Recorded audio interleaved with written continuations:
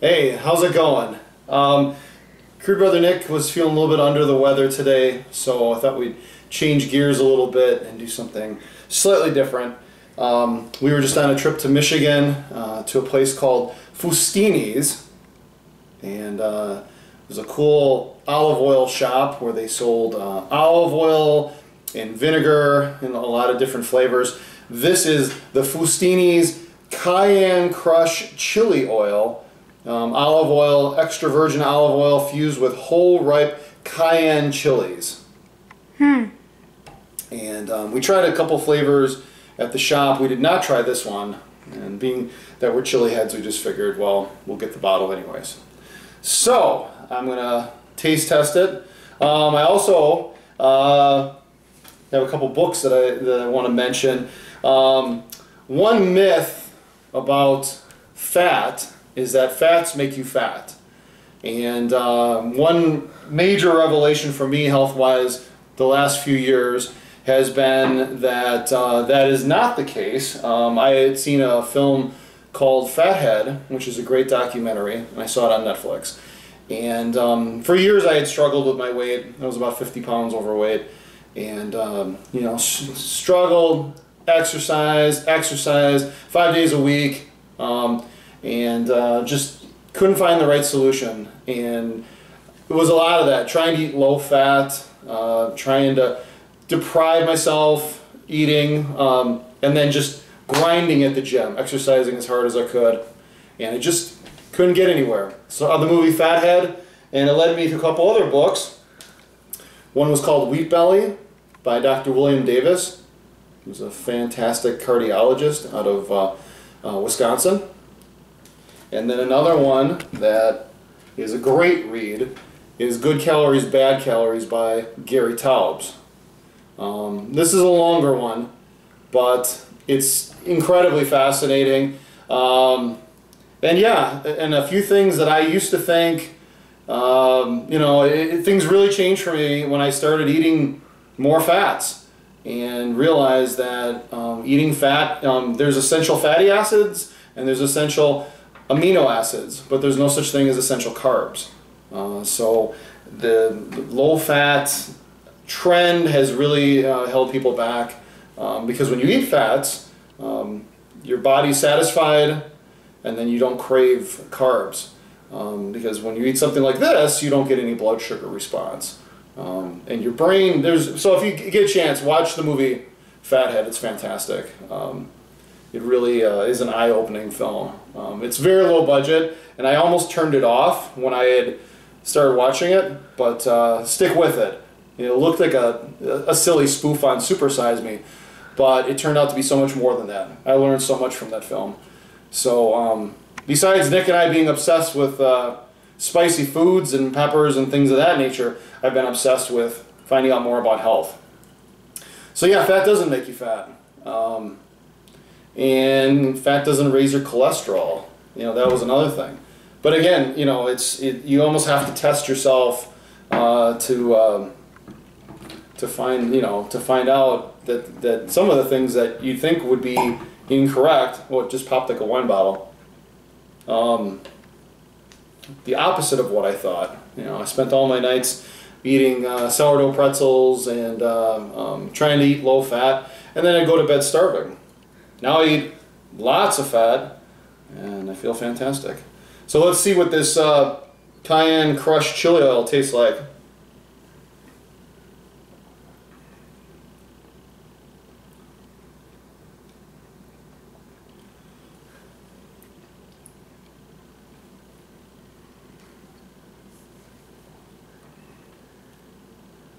Yeah, it's spicy. Ooh. That'll make me sneeze. It's got a nice, must have quite a bit of cayenne in it because it's got an orange hue to it.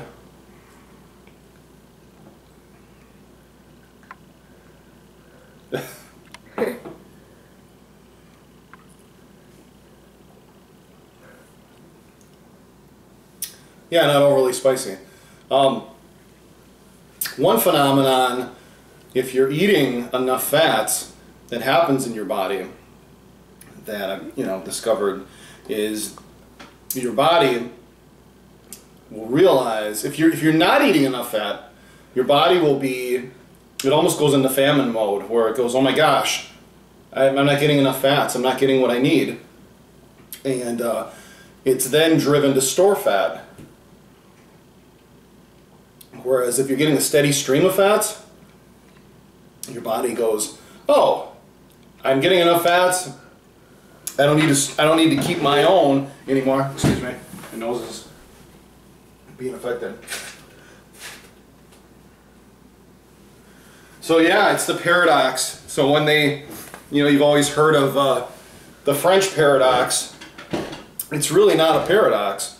It's just, what they tend to eat in France, very high fat foods, very satisfying foods. Now I wouldn't, recommend having tons and tons of olive oil. Like anything, you want moderation, but yeah, simply put, what really convinced me was in the movie Fathead, the main guy goes to McDonald's 30 days in a row and basically eats, he goes, well, that Supersize Me, that was a fascinating movie. And he goes, but I'm going to tell you that it's a bunch of baloney. He goes, I'm going to go to McDonald's and I'm going to eat 30 days in a row at McDonald's. So he goes to McDonald's and he's in the drive-thru and he says, yep, I know what you're thinking. You think I'm going to sit here and eat a bunch of grilled chicken and eat a bunch of salads. And he's like, yeah, here's a double bacon cheeseburger. So what he did is he watched his carbs and he threw away the bun. The bread is the culprit. Bread raises your blood sugar. In fact, it says on the back of here, do you know that eating 2 slices of whole wheat bread can increase your blood sugar more than 2 tablespoons of pure sugar can? I never do that. So I was sitting there at night eating pretzels, thinking I was being, smart, low-fat snack, and in reality I was giving myself insulin blasts every night. And when you do that, you're convincing your body to store fat. So anyway, back to Fathead. So Fathead, the guy goes to McDonald's for 30 days. Well, by the end of it, he had lost like 30, I don't remember the exact amount, 20, 30 pounds or something like that. And his doctor, he was this funny guy, and he kept saying, I don't like what you're proving. I don't like what you're proving. His blood pressure got better. His weight went down 15, 20 pounds or whatever. And his cholesterol, here's the other one, cholesterol got better. So I was, sorry, my nose is still going crazy. So I'm the ultimate skeptic. And I'm watching this film, and I was a nutrition major in college, and I'm thinking, oh, this is nonsense. But it was compelling enough, and I wasn't having any success with my health. It was up 40 pounds, down 40 pounds, that I thought, well, this is either true or not true. So I went myself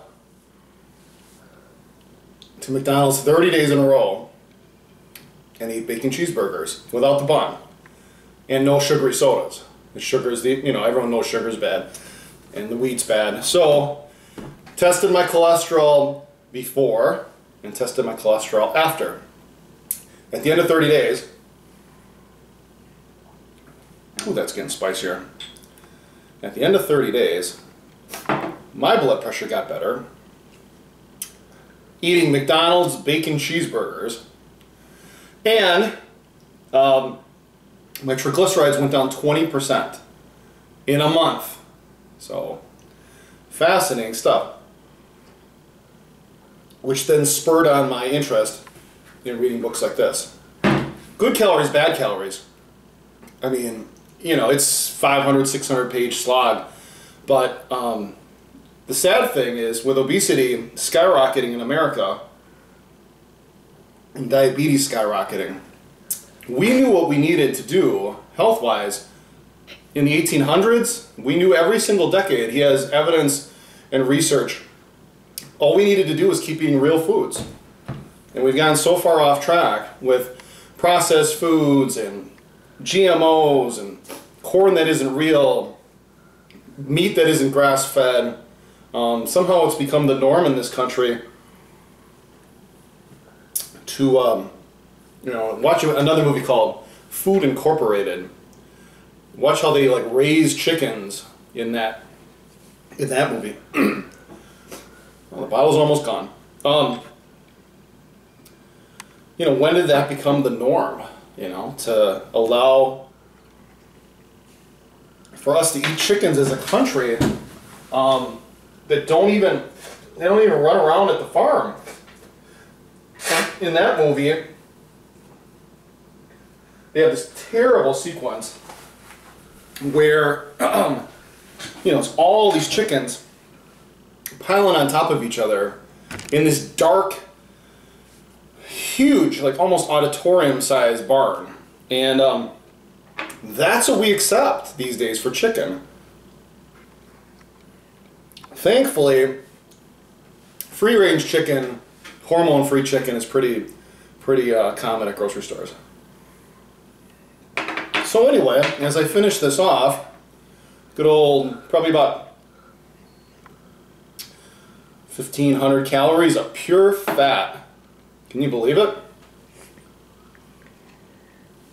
And yet, this is not going to raise my blood sugar at all.